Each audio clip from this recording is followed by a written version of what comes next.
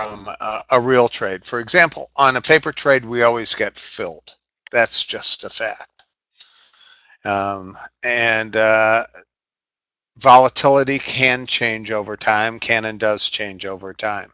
We've noticed that the past, couple weeks with an explosion, and it's coming down again. Okay, boy, a picture of a young Frank Fahey. I started trading, 1985 in the beginning, so 32 years ago. Over 25 years experience of trading is pretty safe. And what that means is that I survived as a trader and making money as a trader for over 30 years. But even more so, it means I have lost money every single way possible. So when I suggest not doing something or alternatives, it's based on learning in very painful ways, because that's how I learned, is by making mistakes. The tools you have now are so much better, but one thing you will learn is that I, as a market maker, and market makers, the reason we lasted, those of us who lasted so long, did not focus on the rewards. We focused on the risks, and we managed the risk. And so when I was a kid, I was Papa Dollar in a kindergarten play in 1956. Boy, that's a scary concept. Dwight Ike was still our president, but I remember the one line I had was, you little pennies, watch yourself, and you will grow up to be dollars. My grandfather, who was born in the 1870s in Hungary, used to say, watch your pennies and the dollars watch themselves. And these are all things that have served me in good stead as a trader. It's harder to implement it in one's personal life, but as a trader, managing risk is very, very important. My dad used to always say, chance favors the prepared mind. And that goes hand in hand with managing risk. What we want to do is be prepared for any eventuality. So when my primary trading, I think about, what am I going to do if this bad thing happens, or if this bad thing happens? How am I going to adjust? How am I going to get out? How am I going to close with a profit? And how am I going to close with losses? Am I going to get out all at once on either side, or am I going to scale out, walk away from risk, walk away with profits? Okay, so the starting point, and this is one of my favorite sayings in options, is all option strategies work, and no single option strategy works all the time. Now, I know a lot of people sign up for education, and I hear people touting these classes as if you will always make money. Now, my experience is that I will always break even or do better, and that's based on 30 years of trading experience.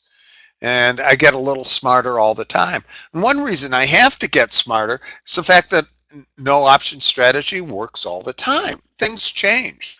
So even if we taught you something that worked every single time, it'll work every single time that time, and then it stops working. I'm constantly having to reinvent myself. But one thing I never reinvent is my trading discipline. I traded in a pit where another guy and myself had the exact opposite strategies, and we both made money. Johnny was a premium buyer. I was a premium seller. We both made money. And people would say, well, how can you do that? Well, it's because we managed our risk, and we managed it at different times, and we took advantage of what the market gave us. And if things got really difficult for one or the other of us, the other person was there to help them out, because then it was a way for me to take profit and help an honest man out, and he did the same. So the first thing is to keep it simple. That's one of the beauties of the OptionVue trading platform. So it really keeps it simple. I guarantee that you will not find any software out there for even, most of the software for professional traders is not as simple as OptionVue, no, and as powerful. But what it does is the graphic interface is just superb. My old eyes can see what's going down there. One thing I do is I reduce things to the lowest common denominator. Trust me, option traders are always rounding up, rounding down. Okay, we tend to learn that paralysis by analysis serves us no good. That's one of the reasons we operate from the prepared mind. That's something that you'll see in emergency first responders, lifeguards, policemen, firemen, EMTs. We learn how to respond to pressure situations and practice again. But we reduce it to the lowest common denominator. So if they're bleeding, stop the bleeding. Gosh, if I'm losing money, stop the bleeding. I mean, that's what I do. And I make all decisions based on dollar risk or dollar reward. I once had a client who had a scenario for Goldman Sachs. He wanted to set up a strategy. He wanted to make, gosh, his goal was to make 15% in 28 days. And he was investing right around $70,000, $80,000. So he wanted to make 15% of 80,000 is 12,000. And we put on the trade, we discussed it, and he put on the trade, and I was monitoring it. And in a day and a half, he was up 10,000 or 12.5%, not 15%. He goes, I try to call him. I send him an email. This is before text. No response. A week later, we had another session. I said, that was a pretty good trade we had there. And at that point, the trade was down about $10,000. And he goes, no, that was a horrible trade. And I said, did you get my messages to sell it at $10,000, a $10,000 profit? And he goes, yes, but I wanted 12.5%. And I could not convince him that 12.5 in a day was better. It was less risky than 15% in 28 days. So I want you to make all your decisions not based upon percentage, but based upon dollar risk, dollar reward. Because I mean, $1, $10, and $10,000 can all be 10% of something. So keep that in mind, please. Okay, now we have the sticky keyboard, such as life. Let's see, aha. Here's what a mathematician said at one time. Risk and time are opposite sides of the same coin. For if there wasn't a tomorrow, there wouldn't be any risk. And so we were getting rid of 27 tomorrows and giving up 2.5%. It makes no sense. But time transforms risk, and the nature of risk is shaped by the time horizon. So the way we get rid of that time horizon or modify that or keep it simple is looking at dollar risk reward. So we play in the future, and if we can collapse that future, thereby collapsing risk, it's all good for us as traders. So in my time in the pits, and I was in the pits, gosh, over 20 years as an options market maker, and I traded, gosh, Bay Networks. Oh, I never traded Cruise. That I was in a pit with Cruise. Cirrus Logic and myself were not in parallel universes. Borland, AOL, Exxon, Cigna, Burlington Northern. I traded a list of stocks over the years. Chrysler, Revlon. Well, one thing that was a constant was the bulk of all my trading activity consisted of trading earnings or preparing to trade an earnings event. And all other trading was, position or strategy maintenance. At times we would be trading other volatility events like a new product announcement in a stock or a merger or something. But quite frankly, the one constant was trading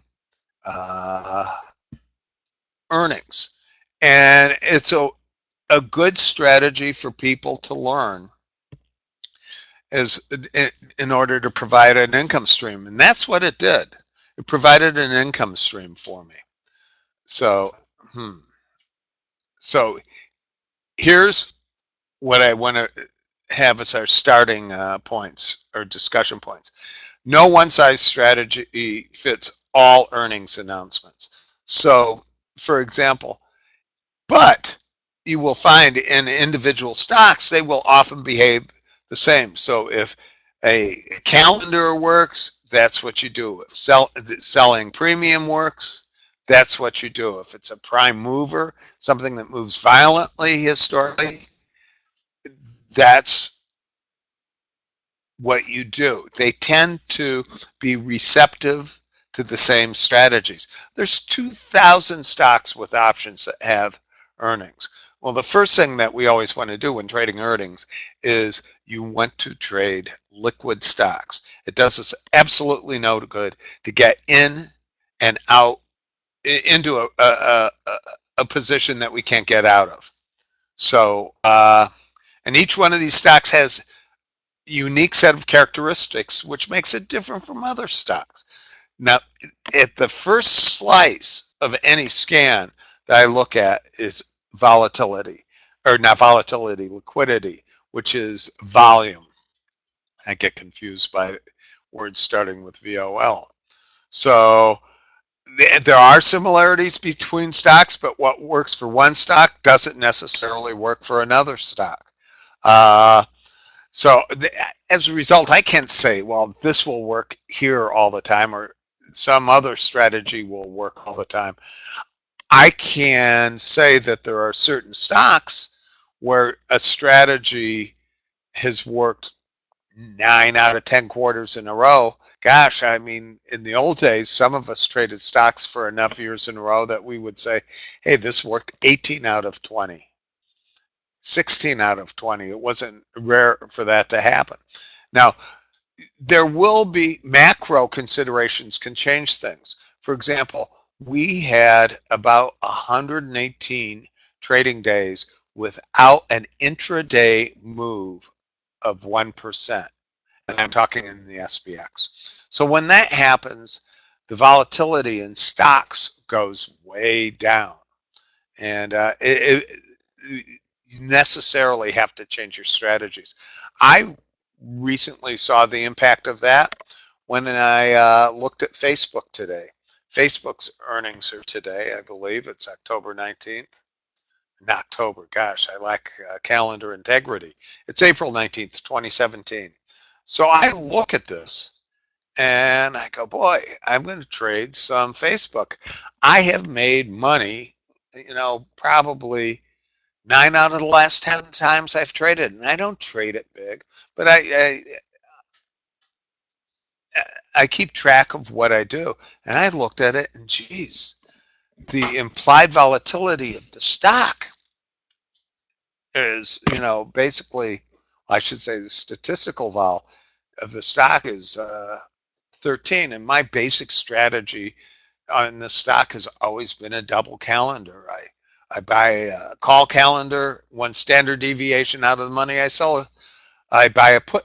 Sorry for saying sell, but I buy a put time spread or calendar spread, one standard deviation out of the money. And standard deviation is like $3 up in Facebook. Well, do I want to trade a stock that's $145 or $142 where a movement of $8 makes me lose money, or $5? I mean, it was not a trade I wanted to do. So, in addition, one thing you will find that every one of us, every individual trader has their own personal risk reward comfort zone. So what scares me may not scare Andre, may scare Donnie, may not scare Jim. We all look at risk and reward differently. But the big thing to do is I keep track of what I'm doing on 8.5 by 11 legal pads. OptionVue has a wonderful trade log with financial reports that you can pull to review it. Superb back trading modules. So volatility events. I'm just going to go over this real quickly. Earnings announcements are a predictable earning or volatility event. And these are all the other things: recession, depression, bombing Syria, missile tests in North Korea. Boy, it keeps on going on and on. You know, the different things that we can have or take down or move up a stock. But earnings are the most predictable of all. Okay? And so what I do is over time, I build up a set of stocks that I trade all the time in order to make money. Now, quite honestly, this last quarter, and I've talked to a number of traders that regularly trade earnings, was one of the most difficult ones ever. Actually, the last two. You look at over 100 trading days without a 1% move, and that was basically since after election night for President Trump. All of a sudden the markets went into the doldrums. Well, so did the stocks. So what we were used to doing didn't work. But does that mean I'm going to say, well, gosh, trading volatility or trading this volatility event called earnings doesn't work? No, I'm not going to do that. Okay, what's the earnings season? Happens 4 times a year. Okay, generally around January, April, July, and October. Just really is starting in earnest right now. It starts the second week after the end of the quarter. So in this case, the first quarter ended March 31st. So about 2 weeks ago, it started. The historical beginning of the earnings release is Alcoa. Alcoa used to be part of the Dow Jones Industrials, is no longer. And then it's closely followed by what they call bellwethers. JP Morgan, United Health, Intel, Goldman Sachs. Well, we look at that and see what's happening. It's spread over 5 weeks. And so 5 weeks out of every 12, we get to trade this. And it's worth doing. It's fun. They tend to be short trades. They can range anywhere from, gosh, time spreads that are a month long to time spreads that are a day long. Other trades that are day long, from before earnings to the day after earnings, from before earnings to right before the earnings announcement. There's multiple variations. One thing that is crucial is that it's your responsibility, it's the trader's responsibility to confirm the date and time of all earnings announcements. That is a fact. I can't tell you how many times somebody has published incorrect earnings. I do a blog where I announce earnings. You know, I'll say, hey, it's going to be on April 19th after the market close, or May 8th before the market opening. And I'll do that. And it's amazing how often I catch mistakes, whether it's live vol, earnings whispers, a number of these, Morningstar, all of them I have caught mistakes. So do not trust the dates published on any website other than the company's website. And I'm old school enough that I call up, but I do look for earnings announcements. Yahoo does a real good job. Yahoo Finance does a nice job of keeping up with earnings announcements. But for that matter, OptionVue does a marvelous job of letting me know when earnings are. Okay, so what are my earnings strategies? Well, timing. I may put something on a month before. I don't do that anymore because, quite frankly, a month exceeds my attention. My major trade is an ongoing role that is a month, and I watch constantly. But quite frankly, in some of these trades, there's not enough risk where I will be watching it constantly. I can watch it in bursts, a day, a week, but if any strategy much longer than a week, I'm running a risk because I'll go, well, geez, how did the stock get to be this price? And so that's what I mean, where we have our own risk reward comfort zone, and my ability to focus for long periods of times on an individual equity, quite frankly, isn't there anymore. But it's independent of the market moves, quarterly occurrence. Each stock has its own volatility behavior, implied volatility behavior, with how and when volatility expands. Does it expand just in the front month? Does it expand in the second month? And this is a fun puzzle. The real beauty of it is the strategies for individual stocks tend to be replicable. It works again and again and again. They're easy to back test because you aren't back testing a strategy that takes a year. Sometimes you're testing a week or longer. Simple. And there's multiple strategies. Boy, you get the Options Bible to look in there, and I guarantee that every strategy there has been used for some earnings scenario. Because quite often we as individuals, traders, have our own scenarios. And what happens is, since all of these are different, you can start building your own portfolio of earning stocks. For example, I looked at Facebook. I'm disappointed. Well, tomorrow, or after I'm done with this, I am going to look at Caterpillar. That is in the volatility, applied volatilities in the mid-20s. And we'll see if I can find something there. Okay? So it's an event-driven strategy. And so the question is, how do I find the specific companies, and what do I do? Yeah, there's a mistake. Earning strategies are event-driven. So how? Okay, it's all about choosing the underlying. And I'll show you in a moment on OptionVue one of the things I do. I choose a stock that I have interest in. The important thing for me as an individual is that I have some sort of engagement with the stock. I tend to avoid high volatility, high price stocks. So I don't trade Priceline.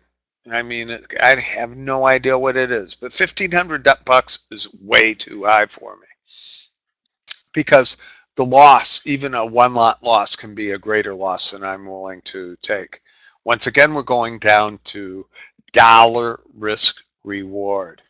High volatility stocks, and we're talking things in the 70s, 80s, triple digits, quite often are smaller biotech companies that are waiting for approval of a medicine or something.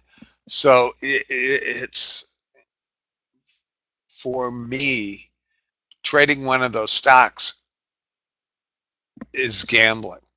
Am I going to put all the money on red or black? I mean, that's not what I do. I am basically a remora, that little fish that swims in and out of the mouths of sharks, eating whatever Goldman Sachs or the Citadel or JP Morgan don't have the interest in focusing on. I skim, and it works. So I generally look for a volatility between 25 and 60.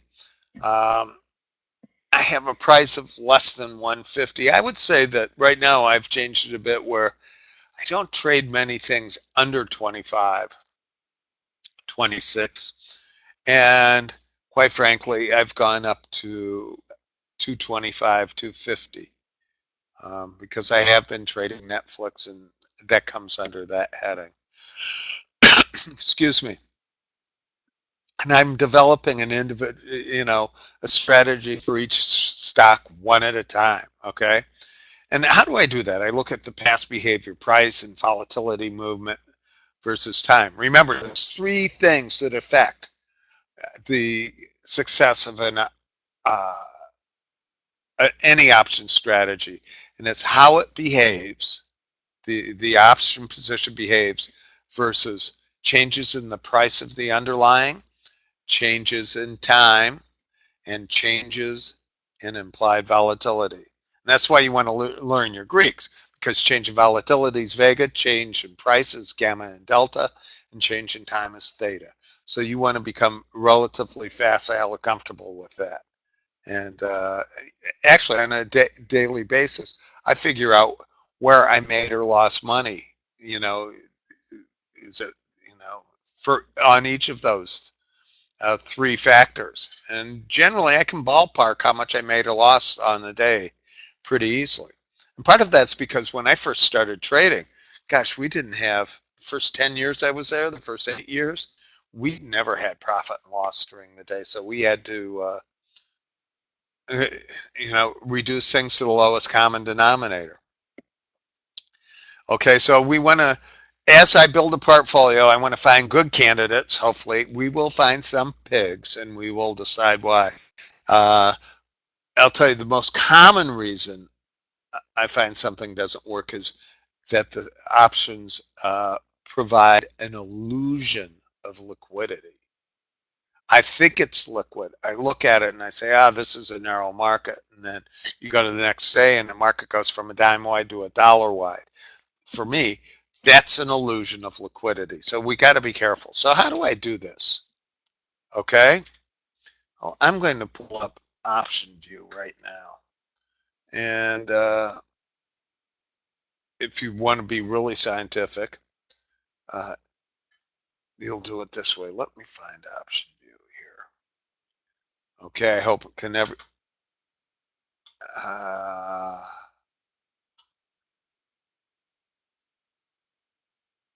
Here's the list. So I'm looking at, this is OptionVue. You'll notice that I have a column that's earning dates, and I can sort on that. And I believe, of course,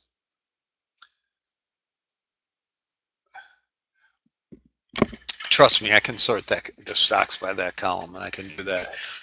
So right now we can look at this and say, well, geez, there's a busy stock. Morgan Stanley is today after the close. $43 stock. I can pop it up. And one thing I'm doing when I'm trading volatility, or not volatility, earnings. Oh, I want to expand that. I'll put in a column that says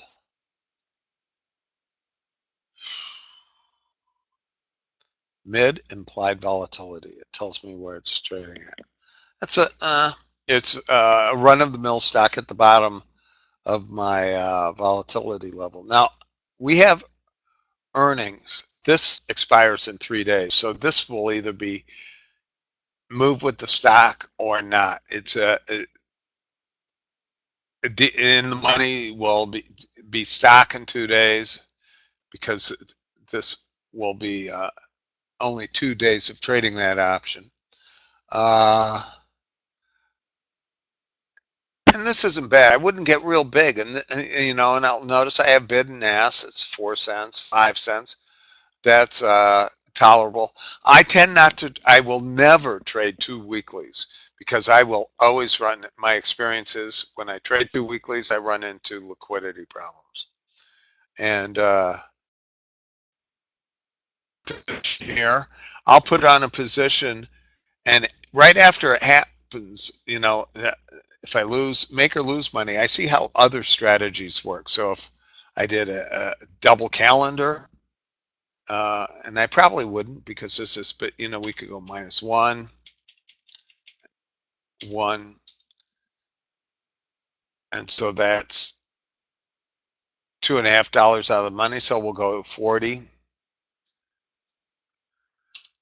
-1 and 1. Okay. I tend to use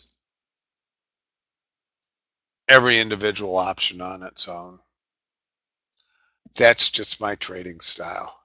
I feel comfortable doing that. Know that with 3 days to go, your implied volatility is very susceptible to moving. And I probably wouldn't do this because it doesn't. Okay. So I look at this. It seems to be good, but what happened? Actually, I know nothing about JP Morgan, so it's sort of a moot question whether or not I would want to trade it. Another thing that uh, OptionVue allows me to do is they have earnings calendars. You know, so for example, gosh, after VMW, that's a cloud, American Express, eBay. Oh, this is, yeah, this week. And this is from our initial scan. There are an awful lot of scans you can do for OptionVue. And I've had people say, well, I did the scan and it came up with these candidates and I lost money. The scan doesn't work. Well, if you think about it, earlier on I said there's 2,000 stocks with options. Well, what these scans do are a method for simplifying. Eventually you come up with your own scans depending on what your risk reward comfort zone is. So as I mentioned before, I went basically 25 to 75 on the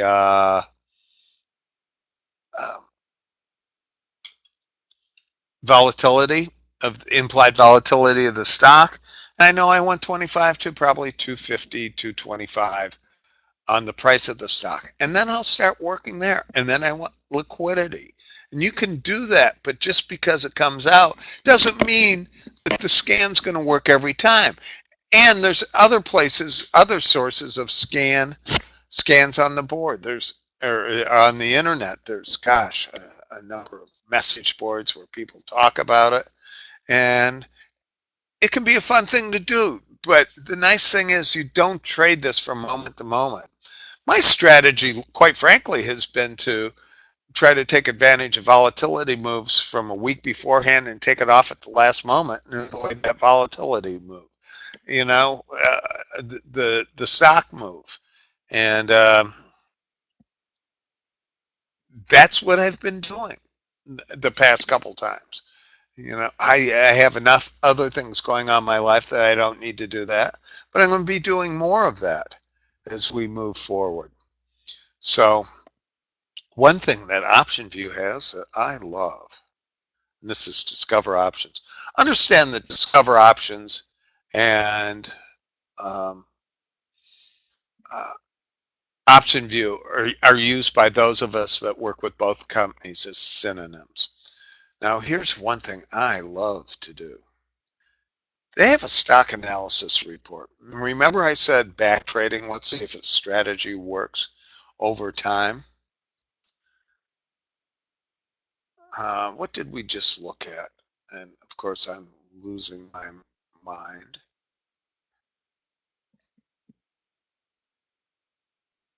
Oh, Morgan Stanley. I didn't like Morgan Stanley.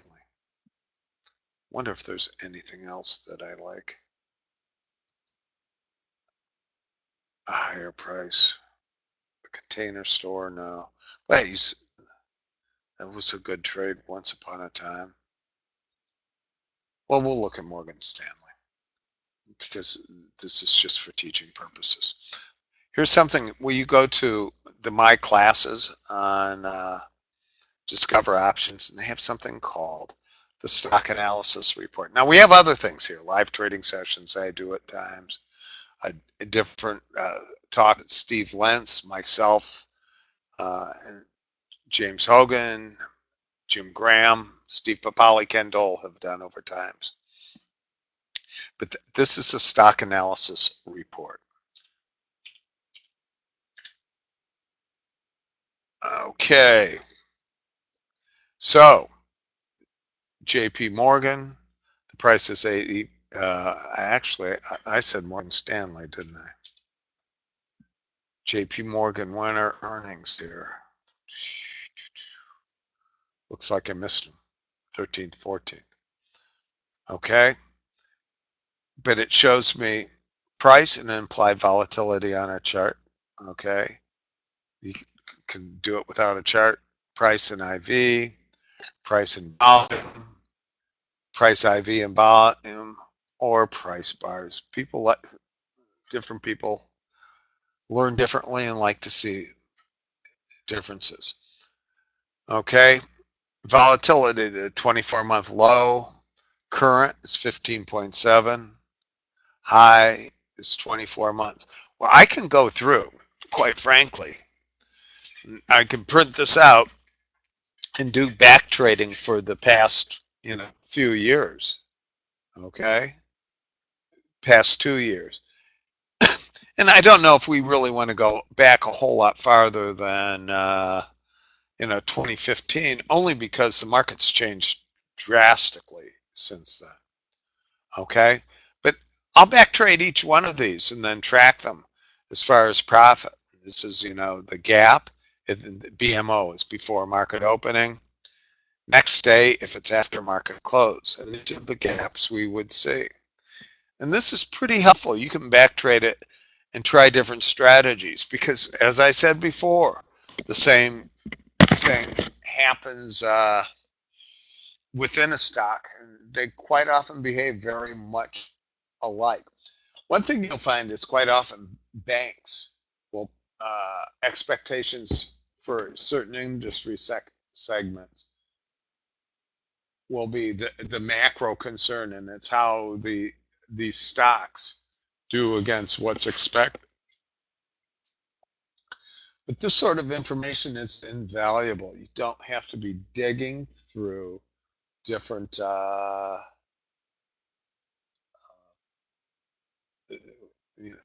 Google searches in order to come up with this. I mean, so I looked at that. Let's see what. I've been pretty busy. I haven't started my earnings trades yet. Tomorrow I will put on an earnings trade or two, just so that I start getting going again. This has been the impetus for me to get off my lazy seating arrangement and do it. So, well, this is boring. JP, see what Caterpillar is doing. See, it's a bit better IV. Okay. It's I'll start looking, and I send out to my students who take the earnings. I'll send them a list. I sent out something with 68 different stocks for them to look at. But so I can sit here and see what the current vol is, what the low vol is, and basically come up with a way to trade it. If you're a new trader or you're starting to do earning strategies, this is what you can do. You can back trade it. We have great back trading tools. I've done back trading on Thinkorswim, and they're like the best one out there that's available. And sometimes you get what you pay for, and that's a fine trading platform. But for I can't read the graphs. I have old eyes now, so the risk analysis graphs very difficult for me to read. One thing that OptionVue does is when I'm chance favorites a prepared mind, well, that requires me to look at different alternatives. And the big thing is is the ability to superimpose. And in all the years I traded on the floor, I never had the ability to superimpose my different scenarios over one another. And it's quite often, it's amazing how that reduces risk and reward to a lowest common denominator. A picture. I was a math major in college. Guess what? I do arithmetic. I do algebra. Everything I need to know is calculated by the computer, and they reduce. There is no lower common denominator than a picture. And remember, a picture is worth 1,000 words, and they're always a bit different than you think they would be when you're trading. But OptionVue does a wonderful job of keeping it close. Now let's go back to my presentation. So we're talking about, okay, so strategy. I look at risk. Reward follows risk. So if there's no risk, there's no reward. If you don't see risk and there's big reward, that comes under the heading of too good to be true. And if it's too good to be true in options, it's not true, because quite frankly, any of the big clearing firms or merchant bankers or financial banks or hedge funds would find that trade before any of us could find it. Remember, we're the remora swimming out of the mouth of sharks. I like closed-end risk. I don't like naked short positions. One thing we learn as market makers is not to say that could never happen, because one thing that happens is it can happen. I saw the crash in 1957. I traded Emulex when a fake news report took it from 108 down to 38, stopped trading. It opened at 130 something, and then it closed, changed a quarter with a high of 138 and a low of 38. It was not one of my finer trading days. And why? Because I had a naked short position that I said, this could never happen. And so part of my discipline, trading discipline, if I can buy it for a nickel, I buy it for a nickel, a short. Okay, am I directional or non-directional? Do I think it's going to go up? Do I think it's going to go down? Usually we have trends going there.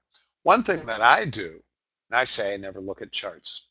Every boat that ever sank had charts. I do look at charts, because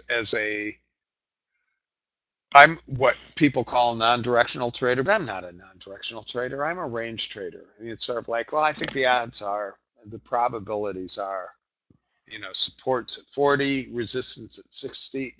Let's see what I can set up that makes money between 40 and 60. That is my style of trading. Do I want to be long premium or short premium? All of us, one thing I learned after a couple of years on the floor, I was told beforehand, but we're told things and we don't learn it, is you're going to find out you're either a premium buyer or a premium seller. You either buy implied volatility or you sell implied volatility. You learn that.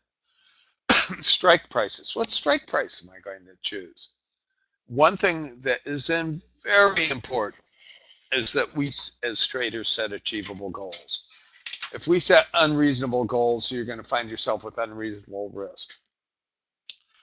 I've had students who I talk to, or people I talk to, that I say, so what's your goal? Well, okay, I want to make 20% a month. There's only one response I have for that. I have a couple. But I want to make 20% a month too.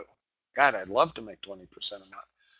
Gee willikers, I'd be happy making 10% a month on my capital.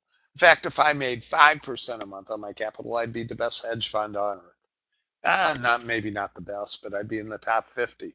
So you want to set achievable goals and set a time frame for calendars. I find that I need to set a time frame for everything. So when I put a trade on, I want to make sure that, I want it to go up or down. I'll get out here.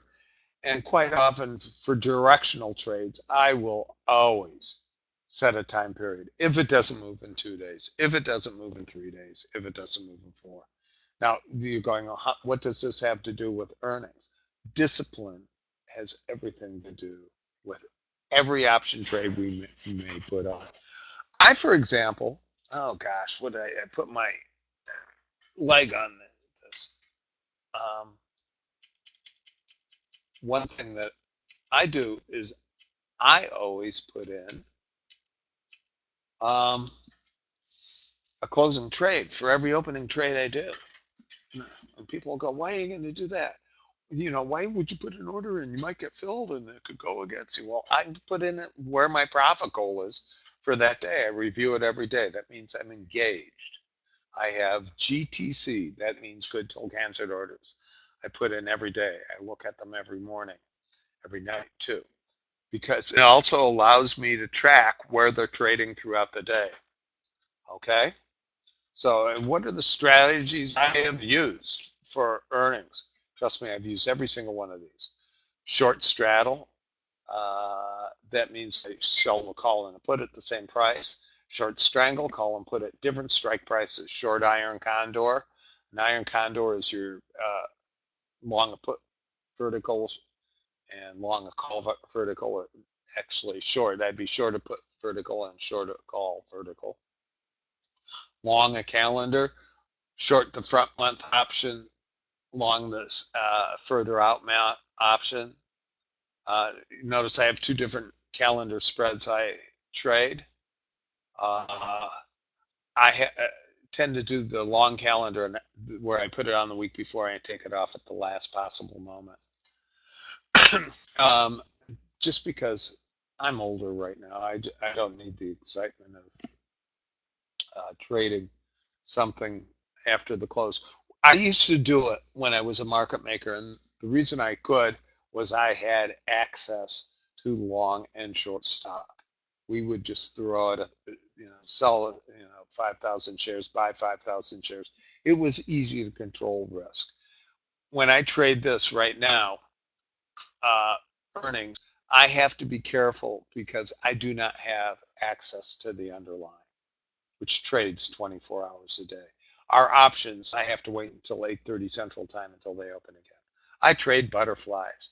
I trade in the money butterflies, out of the money butterflies, ratios, long and short, diagonals, which is a calendar but at different strikes, double diagonals, double calendars. You'll develop your own option strategy. But that's what back trading allows you to do. And it's real quick to do this. And relatively quick in OptionVue. So here's the tools we have. We have the software.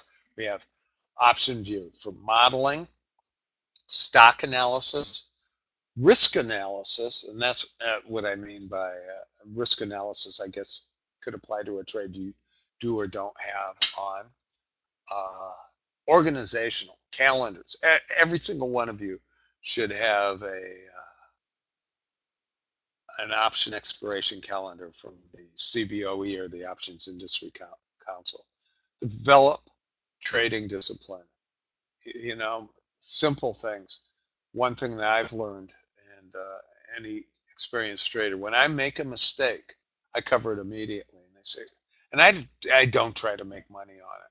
And that's one of the good things about trading something liquid. You can get out cheap. But I guarantee when I make a trade that I didn't want to do, I should get out. It's hard enough making money doing what I want to do.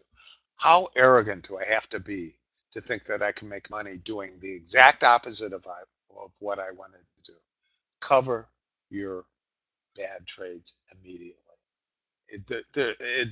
It'll ruin your day if you don't, or it costs you a boatload of money. And keep on working on your education and knowledge. And there's many sources. There's OptionVue.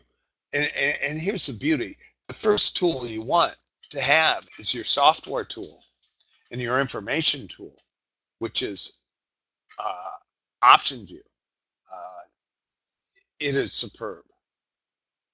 I get very cranky when I have to use other platforms' tools. And then quite frankly, I'll tell you right now, I trade using Thinkorswim, and I trade using interactive brokers. I trade futures, options on futures, equity futures, and index futures. And quite frankly, nobody does a better job for me than OptionVue. And the price is reasonable. It's very, very reasonable. I see things that are not as good as OptionVue that are made for professional traders that cost 10 times as much. Most of the software out there, and this is mind-boggling, costs about as much per month as OptionVue does per year. Quite frankly, I have no desire, and I look at it all the time because I go to industry conferences. Do I want to use this? Do I want to do that? And I'll say, well, can I do this? And no, I mean, nobody superimposes. What if, what if, what if? This is what being a trader is. What if I do this? What if I do that? They allow me to superimpose and go, nope, nope, nope. And choosing something isn't so much choosing. Excuse me. Since I started talking, the S&P 500 has gone down 10 points from 2343 to 2334. And you know what I'm going to do? This boy is going to sell an option. I'm short premium. So what that means, or I'm going to sell a future. What this means is as we go down, I get longer. And as we go up, I get shorter. Counterintuitive. Actually, I took a break to look at my position. I don't need to. I tend to be a perpetual bear, but I just construct my positions, and this is my major trade in the indexes, so that the upside is benign. And that's what I do. And right now, I feel pretty comfortable. So tools. Start with OptionVue and start with a peer group where you can discuss this stuff. There are a lot of people that say they know options. They don't. I have people that do mentoring with me just because they don't have anybody to talk to.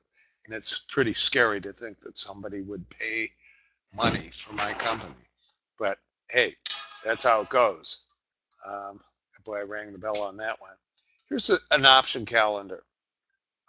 Just Google that title right there, print it out on a color calendar or a color printer, and I put it on a thumb drive and I take it to Kinko's. What do they call that now? FedEx, or I don't know. It's the stores right now. I take it to an office, and I use it for a year. Actually, you can get the 2018, so I can do it and I'll laminate it. Gosh, life is good. It tells me when my wife asks me, am I going to have time off? Well, gosh, exchange holiday. The 14th, Good Friday. Here we have Memorial Day. When does the VIX and stop trading? That's the last day of trade for the VIX. That's when it expires. I mean, these are all very important things. Quite frankly, this is the calendar I live off of. Okay, additional resources. Corporate investor relations. I have those numbers. When I get ambitious, I just, not ambitious, it's easy to do. I click on it. Bloomberg, Yahoo, Google, other financial websites. I have a beater TV up here that I run with a Roku, which costs me nothing monthly, and I get Bloomberg TV. I have that on at all times. I have 6 screens. You'll go, why do you need 6 screens? Screens are cheap. A screen will cost me $100 and last me 6 years. You know, that's a tool. You know, screen that way I don't bury something behind somebody else. Good sources for earnings outside of OptionVue would be earningswhispers.com, Vax Earnings. I use both of them. I use Morningstar too. And quite frankly, when I realize that there's a difference in opinion when earnings are, I call the corporate investor relations. So, hey, everybody, thank you very much. We did it in about a little less than an hour. Do we have any questions? Be happy to answer any questions that people may have.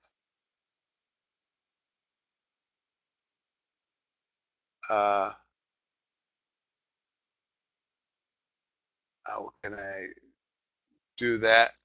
Andre, I'm going to do a strategy. I'll do it tomorrow. I'll do a live trading. When I say live trading, I'm going to do the trade, and this will be a live trade, and I'll put it on tomorrow.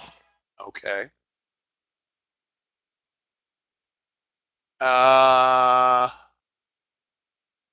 Any other questions?